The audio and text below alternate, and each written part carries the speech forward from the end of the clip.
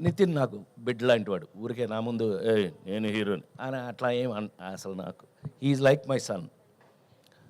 అట్లాగే శ్రీలీల మా పిల్ల. ఇవాళ కొత్తగా మాకు జాయింట్ అయినవాడు ఎవరు అనంటే వెంకీ కుడుముల.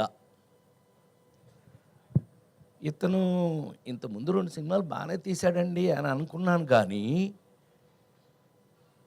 ఇది విన్న తర్వాత, రాబిన్ హుడ్ అనే ఈ సబ్జెక్ట్ విన్న తర్వాత, అందులో ఒక ఎంటర్టైన్మెంట్కి కేవలం ఒక కామెడీ, ఒకప్పుడు కామెడీ ఎలా ఉండేది, ఒకప్పుడు రాజేంద్ర ప్రసాద్ అనేవాడిని తీసేస్తే అంతకుముందు కామెడీ ఎలా ఉండేది, ట్రాక్ సినిమాలో ఒక ట్రాక్ వస్తే అది కామెడీ, ఇది అది. అక్కడి నుంచి హీరోయే కామెడీ, హీరో ఎలాంటి కామెడీ, ప్రైమ్ మినిస్టర్ దగ్గర నుంచి కామన్ మ్యాన్ వరకు మెచ్చుకునే కామెడీ.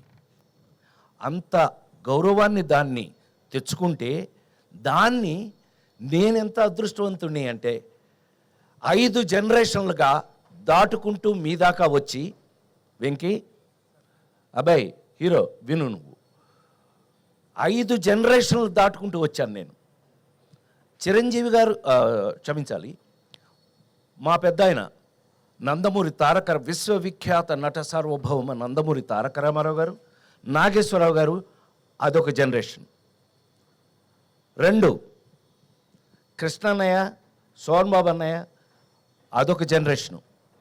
చిరంజీవి గారు, నేను, మేమంతా ఒక జనరేషను. మహేష్ బాబు, జూనియర్ ఎన్టీఆర్, నితిన్, ఇదొక జనరేషను.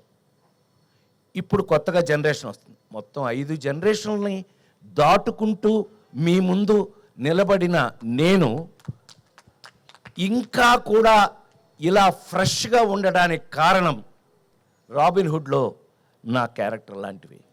ఈ విషయాన్ని మీరు రేపు 28వ తారీఖున థియేటర్లలో, ఈ మధ్య థియేటర్లో కూర్చొని హాయిగా ఫ్యామిలీతో చూసుకునే సినిమాలు లేవనే కంప్లైంట్ దాటి ఒక అద్భుతమైన ఫుల్ ఎంటర్టైన్మెంట్ మీకు మంచి కథతో, నేను అదే చెప్పాను. రాబిన్ హుడ్ ఏంటండి, దొంగ.